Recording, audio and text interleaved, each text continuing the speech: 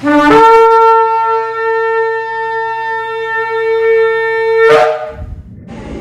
Shalom, está la congregación Beit Tefilá desde el sector Candelaria en Arecibo. Esta que le habla es la Roa y doctora Maritza Rivera, dándole honor al poderoso y esplendor por una parashá más, por una porción escritural más que vamos a estar hablando. Y en esta semana tenemos dos parashás en una, porque en la próxima comenzamos con el libro de Devarim, con el libro de Deuteronomio. La parashá de esta semana es la número 42, la parashá Matot, y la parashá Masei. La parashá Matot significa tribus y Masei significa viajes. Acuérdense que ya el pueblo de Israel, Moshe le está dando unas últimas instrucciones para continuar hacia la tierra prometida. Y estas parashá comprenden en el libro de Bamidbar Números capítulo 30, comenzando en el versículo 2, hasta el capítulo 36 y versículo 13. Y hacemos una introducción y hablamos sobre que Moshe enseña las leyes que gobiernan la anulación de promesas a los líderes de las tribus de Israel. Se lucha una guerra contra Midian por su rol en la destrucción moral de Israel, y la Torá da un recuento detallado del botín de la guerra y cómo fue distribuido entre la gente, los guerreros, los levitas y el sumo Coanín, que era Elazar en ese momento. Y las tribus de Rubén y Gad, que más tarde acompañados por media tribu de Manashe, piden las tierras del este del Jordán como su porción de la tierra prometida, siendo esta tierra apta para la cría de ganados. Y Moshe inicialmente se enoja con este pedido, pero más tarde concuerda con la condición de que ellos primero se unan y lideren a Israel en la conquista de las tierras al oeste del Jordán. Los israelitas dieron 42 viajes, y los 42 viajes y campamentos de Israel lo dieron a través del desierto. Ellos son listados desde el éxodo, desde el Shemot, del éxito de Egipto, hasta el establecimiento en las planicies de Moab, al otro lado del río, frente a la tierra de Canaán. Los límites de la tierra prometida son enumerados y las ciudades de refugio son designadas como lugares de exilio para asesinos involuntarios. No querían hacerlo y cometieron, ¿verdad?, un accidente, y entonces se crearon unas ciudades de refugio para ellos. Y las hijas de Zelofehad se casan dentro de su propia tribu, la tribu de Menashe, de manera de que las propiedades que correspondían a su padre no pasen a herencia a otra tribu.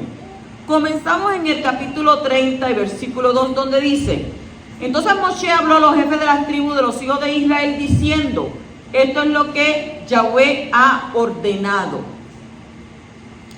Literalmente, Moshe comunicó estas leyes a los jefes de las tribus para que ellos, a su vez, las transmitan a los hijos de Israel. Rashi dice al respecto que también con el resto de los mandamientos había sido así, y eso usted lo puede leer en Éxodo, Shemot, capítulo 34, versículo 31 al 32, donde dice: pero los llamó Moshe y volvieron hacia él, Aarón y todos los jefes de la asamblea, y Moshe les habló a ellos. Y después se acercaron todos los hijos de Israel, y él les prescribió todo lo que había hablado Elohim con él en el monte Sinai, donde se dio que la Torá y los mandamientos. Entonces la Torá destaca a los jefes en relación con el cumplimiento de las promesas. Y esto nos enseña en primer lugar que un jefe tiene mucho más responsabilidad para cumplir sus promesas que el resto del pueblo, porque él representa a Yahweh ante el pueblo. Si un jefe no cumple con sus promesas, el pueblo tendrá una imagen equivocada del Kadosh, de Abba, que le ha puesto como su representante. Y este principio también es válido para los padres de una familia. Al dar una promesa a los hijos es muy importante cumplirla para que los hijos conozcan la fidelidad de Yahweh a través del ejemplo de los padres. Y este texto también implica que un hombre es responsable para cumplir su promesa ante las autoridades y que en ciertos momentos las autoridades tienen la posibilidad de anular las promesas que hayan sido hechas por los israelitas. La Torá nos dice a nosotros que es mejor no prometer que prometer y no cumplir. ¿Por qué? Porque Yahweh no te tomará por inocente, dice la Torá, al que haga esto. Dice siempre, vuestro sí sea sí, vuestro no sea no. Sí puedo cumplirlo, no puedo cumplirlo. Aquí no hay quizás, a lo mejor puede ser tal vez, no. O es sí o es no. Cuando Él te hizo el llamado sí. No hay una revocación, porque en Abba es sí. Pero si tú te apartas, el llamado como quiera Él te lo hizo. Entonces, si tú prometiste cumplir y no le estás cumpliendo, dice la palabra que no te va a tomar por inocente. Es más, dice más, mejor es atarse una piedra de molino en el cuello y tirarse al fondo del mar. Imagínese cuán celoso es nuestro poderoso con las promesas que nosotros le hacemos a Él. Capítulo 30, versículo 3 dice, si un hombre hace un voto a Hashem o hace un juramento para imponer una prohibición sobre su persona, no faltará su palabra, hará conforme a todo lo que salga de su boca. Y aquí hay dos tipos de promesa, un voto y un juramento. Y la palabra hebrea que ha sido traducida como voto es neder, que significa promesa, algo prometido, voto. Y tiene que ver con una restricción sobre un objeto, por ejemplo, de dar cierto objeto o animal en ofrenda. Las leyes de los votos son verdaderamente originales, en el sentido de que aquel que toma un voto hace que algo permitido se vuelva prohibido. Y es como si ejerciese el poder de escribir su propia Torá, permitiendo esto y prohibiendo aquello. Y esto es posible debido a que todo en la creación toma su fuerza de vida de la Torá. Por lo tanto, todo está enraizado ¿en qué? En la Torá. Consecuentemente, es posible transformar aquello que está permitido en algo que está prohibido, con la plena aplicación de la ley de la Torá. ¿Cómo qué? Como si la Torá misma lo estuviese prohibiendo. Y la palabra hebrea que ha sido traducida como juramento es shebuá, no shebua, shebua es semana, shebuá con acento en la A, shebuá, eso es juramento. Y tiene que ver con una restricción de la persona misma de no hacer cierta actividad permitida, por ejemplo, no dormir una noche. O sea, la Torá destaca la importancia en cuanto al cumplimiento de un juramento. El que no cumple su palabra causa una herida en su función de reflejar el carácter de Abba. ¿Por qué? Porque el poderoso no puede quebrantar su palabra. Y el hombre fue creado ¿cómo? A su imagen. O sea, tú me estás diciéndome a mí que Yahweh te creó a su imagen. Entonces, si tú me mientes a mí, me estás diciendo que Abba me va a mentir a mí. Yahweh toma en cuenta nuestras palabras mucho más de lo que nosotros pensamos. Entonces es mejor que no haga juramento a que haga juramento y no lo cumpla. Entonces tenemos que honrar las palabras que salen de nuestra boca. Como el poderoso honra su palabra, como está escrito en el Salmo 138:2, dice: me postraré hacia tu Kadosh templo, Mishkan, y daré gracias a tu nombre por tu misericordia y tu fidelidad, porque has engrandecido tu palabra conforme a todo tu nombre. Mire qué importante es cuando usted da una palabra, usted tiene que cumplirla. Si usted no va a cumplir lo que usted está prometiendo, mejor no diga nada, mejor quédese callado. ¿Por qué? Porque la Escritura dice que hay un libro de las memorias. Y en ese libro de las memorias, toda palabra y toda obra va a venir ¿a qué? A mente. Abba te las va a hacer recordar. Capítulo 34 dice: en la casa de su padre. Eso quiere decir bajo la responsabilidad de su padre, aun si no estuviera en la casa del mismo. Y cuando dice en su juventud, el término hebreo nahará, quiere decir moza o joven, aquí posee una connotación referente al estatuto de las personas, a saber, mire esto, escuchen, cumplido los 11 años y un día, la joven, al efecto de su facultad de formular voto, ya no es considerada ketaná. Ketaná quiere decir menor. Por lo tanto, cuando formulare un voto a esa edad, debe investigarse si sabe en nombre de quién ha formulado o consagrado su voto. Pero cuando ha cumplido 12 años y un día, si formular un voto no tiene que ser ni interrogada ni investigada y regirá la ley que nuestro pasaje enuncia. ¿De qué está hablando aquí? De las leyes y de los votos. Cuando un hombre hace un voto, cuando una joven hace un voto. Porque la joven puede hacer un voto, pero a veces, ¿qué pasa? Se le puede olvidar. Pero entonces no van a decirle a tu padre o a tu madre por el voto que tú hiciste. Tú misma tienes que dar cuenta referente a ese voto que tú hiciste. En el 35 dice, quedarán firmes todos sus votos. Esto incluye también aquellos votos formulados por la joven, no vetados por el padre, al conocerlo por interpuesto a la persona. O sea, si su papá está viendo que ella hizo un voto, pues ¿qué va a hacer él? No le va a decir que no lo hagas, él no lo va a vetar. Entonces, los que no son vetados por el padre, quiere decir que si la joven lo formuló, ella lo tiene que cumplir. En el capítulo 37 dicen, pero si desposada fuere para un hombre mientras sus votos pesan sobre ella. Aquí hace referencia a la mujer que viviendo en la casa de su padre hubiese formulado un voto antes de casarse, que su padre no impidiera. El esposo, al ser informado de los votos que pesan sobre su esposa, tiene la facultad de convalidarlos o anularlos. Tú hiciste un voto mientras vivía en casa de tu papá.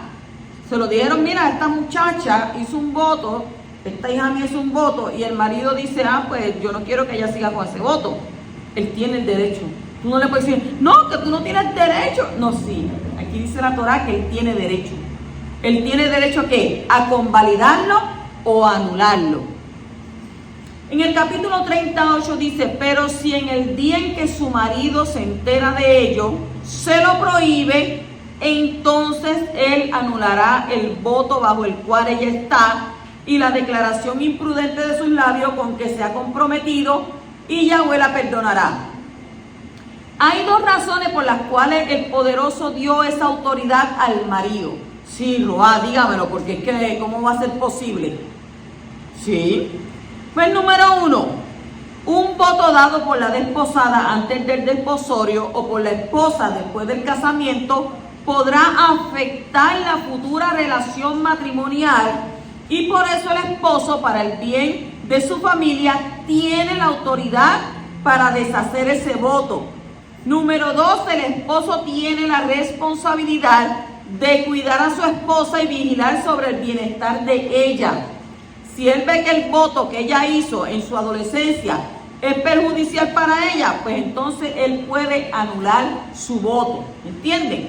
Por eso es que el hombre se le ha dado la autoridad una vez que contrae matrimonio con la persona. En el capítulo 33 se dice, para afligir el alma. Según la Mishnah, el esposo puede anular solamente aquellos votos formulados por su esposa que impliquen mortificación. ¿Mortificación de qué? Mortificación del alma, pero no los otros votos inocentes. Si usted está haciendo un voto, como antes hacían, que la gente decía, que voy a hacer una promesa, se vestían, ¿verdad?, con un saco de esos de saco, ¿verdad?, de donde se echaba el maíz, o se vestían de color azul, o se vestían de color brown y se ponían unas bolas aquí y decían, que estoy haciendo una penitencia, que estoy haciendo esto. Pues quiere decir que si entonces el marido tiene una necesidad de que usted tenga que salir, usted tenga que hacer algo, pues usted se tiene que quitar eso. ¿Por qué? Porque eso lo vestían, ¿qué? Día y noche, ¿verdad? Todo el tiempo. Vestido con no, porque estoy haciendo un voto. Estoy haciendo una promesa. Y en realidad a veces las promesas que hacían ni se les cumplían. Entonces vivían eternamente ¿con qué? Con esas vestiduras. Capítulo 30, versículo 15 dice, pero si en verdad Él los anula después de haberlos oído, entonces Él llevará la culpa de ella. ¿Qué quiere esto decir? Esto quiere decir que después de que los hubo escuchado, convalidado, diciendo, me es posible, si después se arrepiente y lo anula, aún en el mismo día, dice que Él cargará con el castigo de ella. De lo cual nosotros aprendemos que quien obstaculiza a su prójimo, impidiéndole cumplir con su deber religioso, carga con toda la responsabilidad y castigo que pudieran derivar del incumplimiento.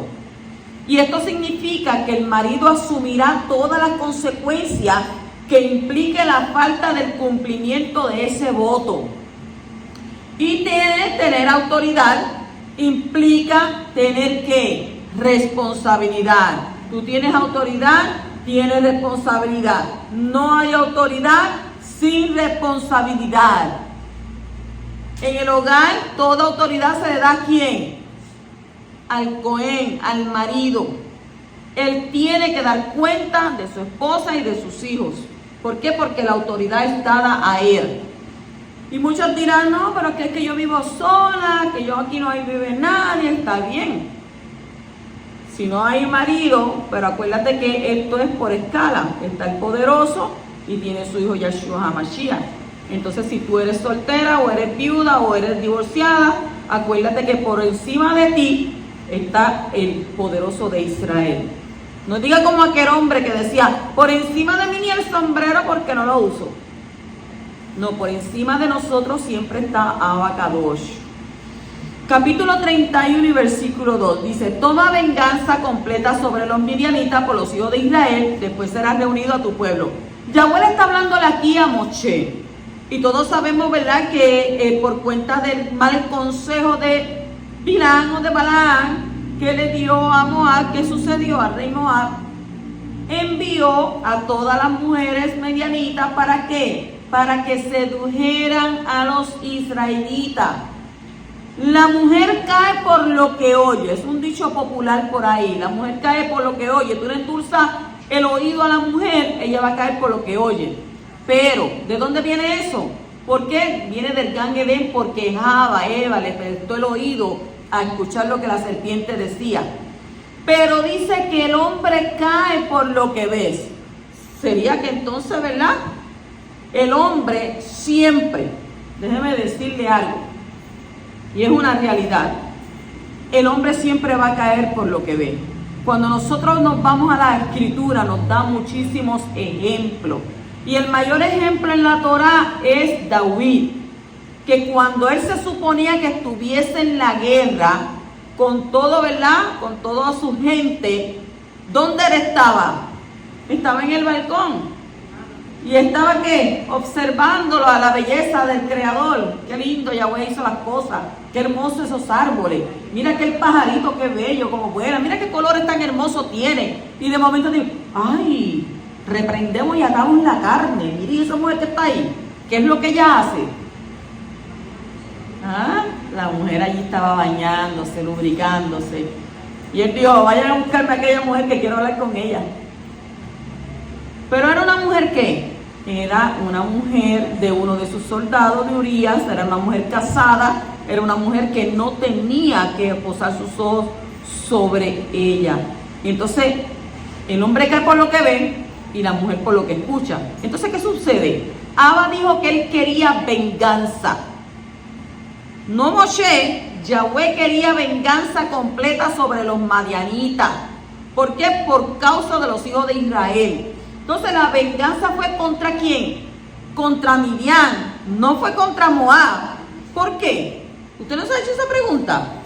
Pero si ven acá, el que mandó a buscar a Bilam fue el rey de Moab. ¿Por qué entonces la venganza es contra Midian? ¿Por qué? Rashi dice que es porque los moabitas actuaron por temor al estar justamente al lado de los hijos de Israel. No como los midianitas que se metieron en lo que no debía o en donde no debían de meterse. Entonces la venganza vino por causa del ataque que Midian había hecho contra las familias israelitas. Las hijas de Midian habían intentado destruir la moral familiar de Israel. ¿Para qué? Para que se engendraran hijos de madres paganas, lo cual incluía el culto a sus dioses. Y de esa manera la siguiente generación sería una perversión, como el ¿qué? Como el tiempo de Esra, cuando los hombres judíos se casaron con las mujeres de las otras naciones y tuvieron hijos que hablaban una lengua doble, por la influencia de ¿qué? De la cultura extranjera. Entonces la siguiente generación de Yahudí correría el riesgo de perder toda la fidelidad al pacto y tuvieron que despedir a esas mujeres y a esos niños. Eso usted lo ve en Esdras capítulo 9 y 10 y Nehemías 13, 23.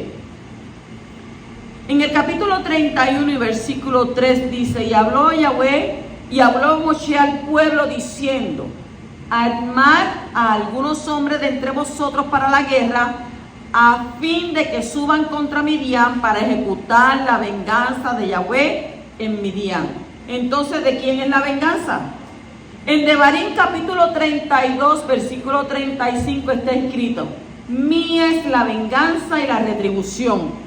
Por lo tanto, el hombre no tiene el derecho de vengarse a sí mismo. Si la venganza es solo de Yahweh, ¿cómo puede Israel vengarse de Midian? Yahweh delega a Israel. Yahweh le delegó a Israel la autoridad para ejecutar ¿qué? Su venganza. Entonces Israel no tiene el derecho de hacerlo por sí mismo, sino solo por una orden divina, como está escrito: toma venganza. El mandamiento que prohíbe vengarse está escrito en Levíticos 19, 18. No te vengarás. Y en Romanos 12, 17 al 21 está escrito: nunca paguéis a nadie mal por mal. Respetad lo bueno delante de todos los hombres. Si es posible, en cuanto de vosotros dependa, estar en paz con todos los hombres. En cuanto de usted dependa. Amados, nunca os venguéis vosotros mismos, sino dad ¿qué? Dad lugar a la ira de Elohim. Porque escrito está: mía es la venganza y yo pagaré, dice Yahweh. Pero si tu enemigo, mire lo que dice, tiene hambre, dale de comer. Si tiene sed, dale de beber. Porque haciendo esto, carbones encendidos amontonará sobre su cabeza. Y no seas vencido, te dice, por el mal, sino vence ¿qué? Vence con el bien el mal. O sea, el hombre no tiene el derecho de vengarse por sí mismo. Tienes el derecho de defenderte, pero no de vengarte. Solo las autoridades que son puestas por el poderoso tienen el derecho de ejecutar su venganza. Y si ha sido tratado con injusticia, deja lugar para que Yahweh juzgue directamente o a través de las autoridades que él ha puesto. Yahweh puso la autoridad como un vengador que castiga al que practica lo malo. Pero si la autoridad no lo hace, no está cumpliendo en su función. En Proverbios 20, 22 está escrito: no digas yo pagaré mal por mal. Espera en Yahweh y él te salvará. Y en Proverbios 24, 29 también está escrito: no digas como él me ha hecho, así le haré. O sea, Yeshua dijo: oíste que fue dicho ojo por ojo y diente por diente. ¿Y qué dijo él? Que ya entonces eso no iba a ser más. Pues ahí en Proverbios 24, 29 te está diciendo: no diga como él me ha hecho, así le haré, pagaré al hombre según su obra. En el Salmo 94, 1 al 3 está escrito: oh Yahweh Elohim de las venganzas, oh Elohim de las venganzas resplandece. Levántate, juez de la tierra, da su merecido a los soberbios. ¿Hasta cuándo? ¿Hasta cuándo los impíos, Yahweh, hasta cuándo los impíos se regocijarán?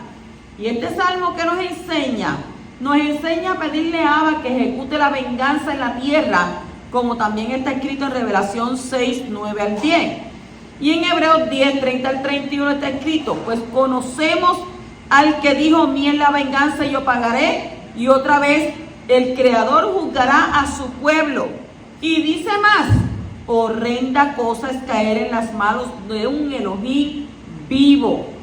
O sea que Israel recibió la delegación de la autoridad de Yahweh para ejecutar su venganza contra Midian y matar a todos. Él lo pudo haber hecho. Yahweh pudo, mira, con un soplo y matar a todo el mundo, pero ¿qué él hizo? Él hizo que el propio Israel, aquel que había caído en pecado, fuera que los que ejecutaran la venganza.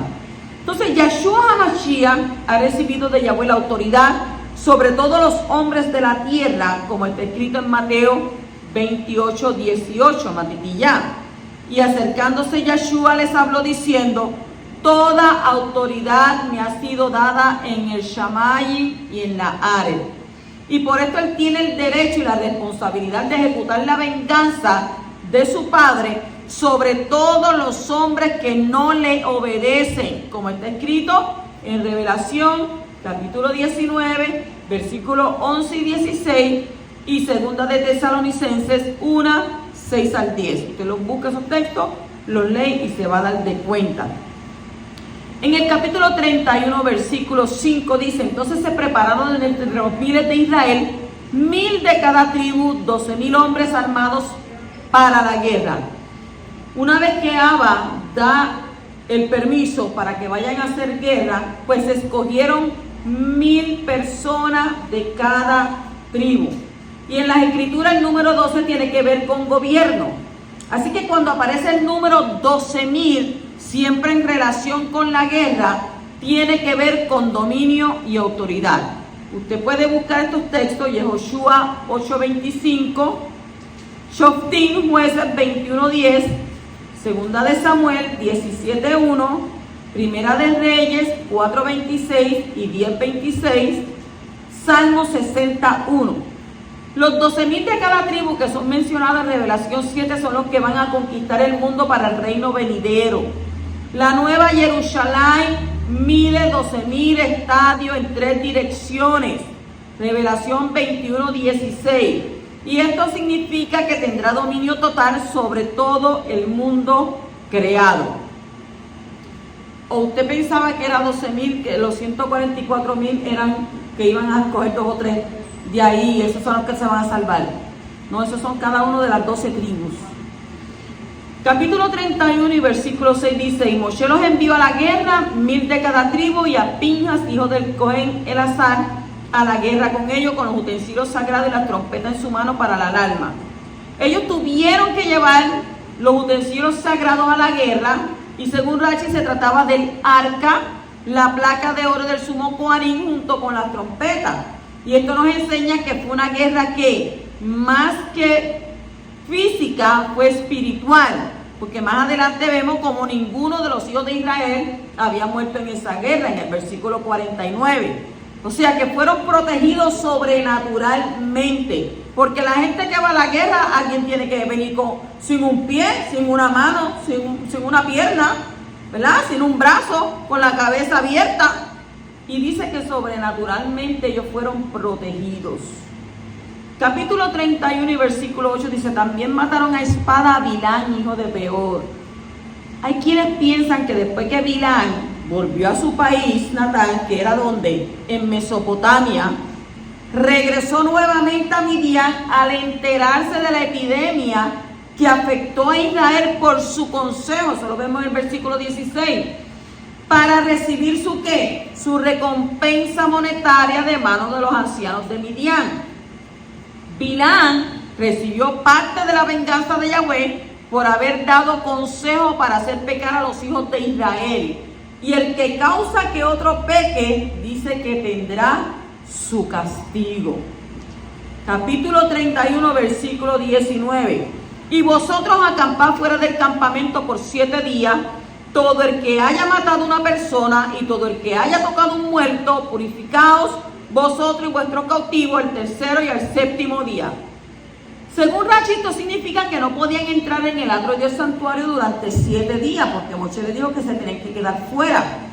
Tanto los hijos de Israel como los cautivos tuvieron que pasar por el proceso de purificación con el agua purificadora que se rociaba. Esto está en el capítulo 19, versículo 11. Porque usted dice que es agua purificadora. Pues ahí en el capítulo 19, versículo 11, usted puede saber. Dice que a pesar de ello, no querían permitir el ingreso de los combatientes a ninguno de los campamentos. No sea que estos soldados, que eran numerosos, impurificaran a las personas y a los utensilios. Esa era la razón y el motivo porque Moshe dijo, no, tienen que quedarse 7 días fuera. Acá no pueden entrar. Capítulo 31, versículo 20 dice, y purificaréis todo vestido. ¿Por qué? Porque todos estos elementos pudieron haber estado en contacto con ¿qué? Con cadáveres. Y si su ropa estaba tocando un cadáver, ¿qué quiere decir? Eres inmundo hasta por la noche. Capítulo 31 y versículo 23. Mas todo lo que no pase por el fuego, lo pasaréis por agua. O sea, también los utensilios de cocina que fueron conquistados de los midianitas necesitaban ser purificados de todo contacto con cadáveres y alimentos que no kosher, porque no creo que los midianitas comieran kosher. O sea, hay 2 elementos que son utilizados para la purificación: el agua y el fuego. Y la tierra fue purificada por agua la primera vez. ¿Con qué? Con el diluvio. Y la segunda vez será purificada por fuego. ¿Cómo va a ser, Roá? ¿Sí?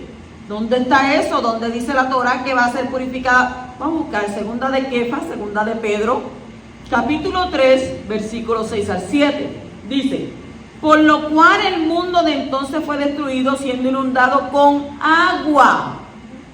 Pero los shamayim, los cielos y la tierra actuales, ¿cuáles son los actuales? Los que estamos viendo. Dice, están reservados por su palabra para el fuego, guardados para el día del juicio y de la destrucción de los impíos. Por lo tanto, hay 2 maneras de purificar los utensilios, por medio del fuego y por medio del agua. Y aquí se habla solo de utensilios de metal para la cocina. Usted dirá, wow, vamos a analizar si primero fue el diluvio, pues aquellos se ahogaron. Se ahogaron, ¿verdad? Pero ahora es por fuego. ¿Cuánta gente está sintiendo el calor abrasador que hay afuera? Es una humedad, un calor que te asfixia, que te ahoga. Habían pronosticado para que este día fuera 109 la temperatura. 109, imagínese usted.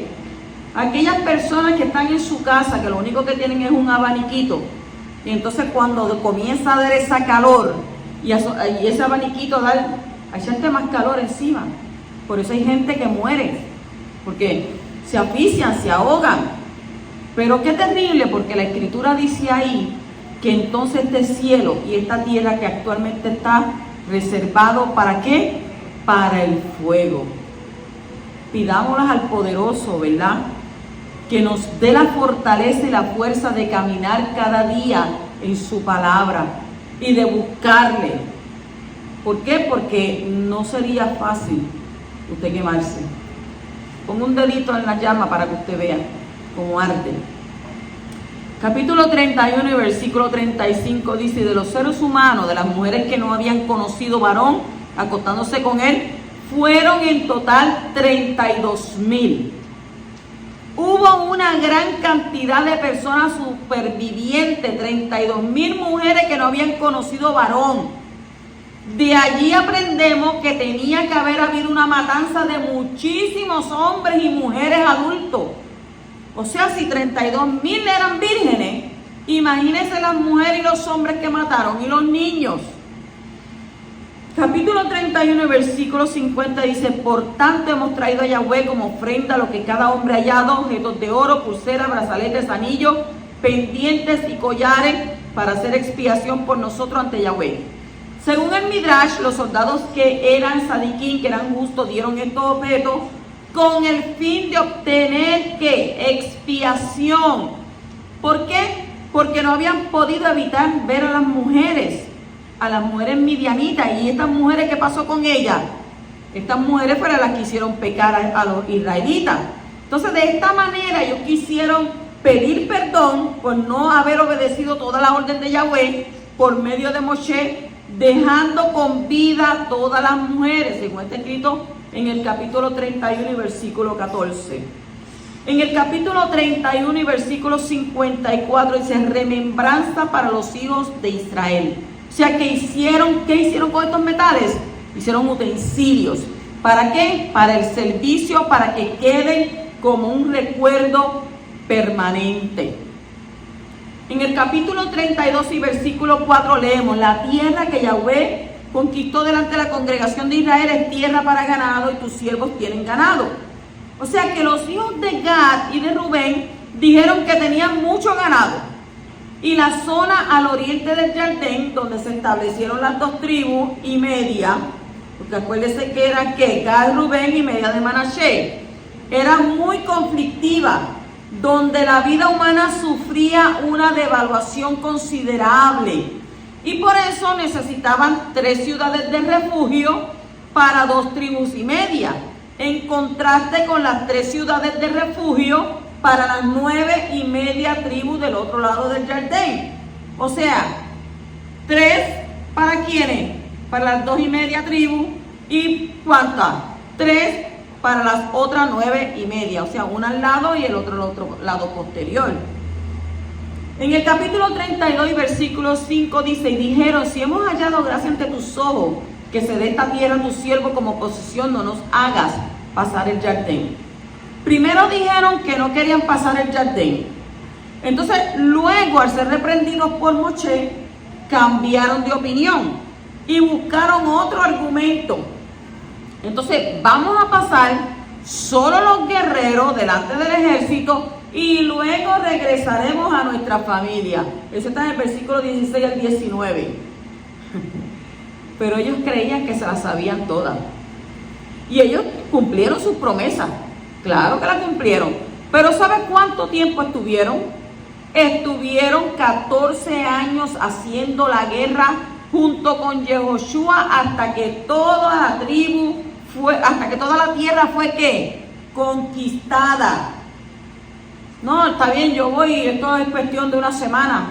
Y peleamos y guerreamos y matamos a toda esta gente y nos regresamos. Pero qué tristeza, porque fueron 14 años. Y 14 años que no vieron a sus hijos, que si los dejaron recién nacidos, ya sus hijos estaban grandes, y dejaron a sus esposas por todo ese tiempo solas. ¿Por qué? ¿Por hacer qué? Por hacer una promesa adelantada. Ellos tenían que entrar, pero como ellos tenían muchos animales, muchos ganados, pensaron primero en sus ganados antes de pensar en su familia. Porque cuando se acercaron a Moshe, no, porque tenemos mucho ganado, tenemos que... Y ahí pasó eso. En el capítulo 32-33 dice: y Moshe dio a los hijos de Gad y a los hijos de Rubén y a la media tribu de Menashe, hijo de Yosef, el reino de Sihón, rey de los amorreos, y el reino de Og, reino de Bashán, rey de Bashán, la tierra con sus ciudades, con sus territorios y las ciudades de la tierra circunvecina. La media tribu de Manashe no pidió ese terreno, sino que fue ordenado por Moshe. ¿Quién recibió la mayor parte de esta tierra? ¿Quién fue? Menashe, la tribu que más había crecido entre los últimos censos. Y él tenía un potencial de crecimiento muy grande. ¿Por quién? Por la palabra de Yahweh, que fue la que le dio, ¿qué? La palabra de Jacob, le dio a Jacob, ¿verdad? Por la palabra de Jacob, que está escrita en Bereshit, capítulo 48, versículo 19. ¿Quién dio esa bendición? El poderoso, ¿a través de quién? De Jacob. Entonces, ¿por qué Yahweh dividió una tribu? No se hacen la pregunta. ¿Por qué Yahweh dividió una tribu? ¿Para causar división en una tribu de Israel o para mantener la unidad? Esta división de la tribu de Manasés fue una estrategia por parte de Yahweh para mantener la unidad del pueblo. De esa manera, los hijos de Manasés se fueron de un lado para el otro para visitar a sus familiares y así se mantendrían en contacto. Entonces la historia muestra que Israel no sufrió una división este-oeste, sino que norte-sur. Y la división del reino no fue por causa de esta distribución de las tribus, sino que fue ¿qué? Por otras causas, no por esa. Capítulo 33 y versículo 1 dice, estos son los movimientos de los hijos de Israel. El relato minucioso de los desplazamientos de los hijos de Israel por el desierto nos recuerda las bondades de nuestro Abacadosh. A pesar de haber decretado que el pueblo vagaría por el desierto 40 años, solamente hubieron de desplazarse en 42 oportunidades durante todo este periodo. Eso lo podemos ver en la Escritura. Y la Escritura aclara que aquellos desplazamientos eran unos desplazamientos irregulares, ya que a veces se retrocedía y ya que la duración de la permanencia en cada estación no era la misma, ya que en un lugar permanecieron 18 años, mientras que en otro lugar solo un día y en otro solo una noche. ¿De qué dependía esto? ¿De qué dependía? Todo por mandato divino, no por mero extravío en el camino, no porque ellos se extraviaran, sino que dependía de la elevación de la nube, de la columna de nube. Cuando ellos salieron de Egipto, el faraón dijo que ellos andaban extraviados, pero ellos no andaban extraviados. Es que el poderoso envió esa nube y cuando él decía, vámonos, ahí la gente tenía que desmontar, cargar y seguir. Verdaderamente tiene que haber sido, yo me pongo a pensar y a meditar cómo era la vida de estas personas, por lo menos de los leví, que tenían que desmontar, que tenían que montar, era algo tan fuerte, que hoy en día yo estoy segura que muchas personas no lo harían. Hoy en día muchas personas renunciarían, no, que me lleve quien no me trajo. Porque si esto es así, tú sabes lo que es tener que desmontar ese santuario, cargar con todas esas vigas aquí arriba, cargar con todos los utensilios, cargar con el arca. Y solamente escogidos. No todo el mundo podía ir a cargar el arca, porque aunque uno estuviera cansado, yo estoy cansado, ya yo no puedo caminar más. Tienes que seguir. Otro no podía venir a darte ayuda. Yo te ayudo a cargar el arca. No, ¿por qué? Porque entonces ibas a ser muerto. Como le pasó a quién? Al siervo de David, ¿verdad? Cuando iba, que él quiso llevarse el arca. ¿Y qué le pasó? Por ir a ayudar, Abacadosh lo eliminó. Capítulo 34 y versículo 2 dice, manda a los hijos de Israel y dile, cuando entréis en la tierra de Canaán, esta es la tierra que os tocará como herencia, la tierra de Canaán, según su frontera. La frontera de Israel fue bien definida por una orden divina. De esta manera nadie puede decir que Israel ha robado de las naciones su terreno. Y Yahweh, que es el dueño de cielo y tierra, tiene el derecho de dar la tierra a quien él desee. La entrega de la tierra de Canaán a los hijos de Israel fue jurídicamente justa. Yahweh no puede hurtar o cometer injusticia, como está escrito en el Salmo 145, 17.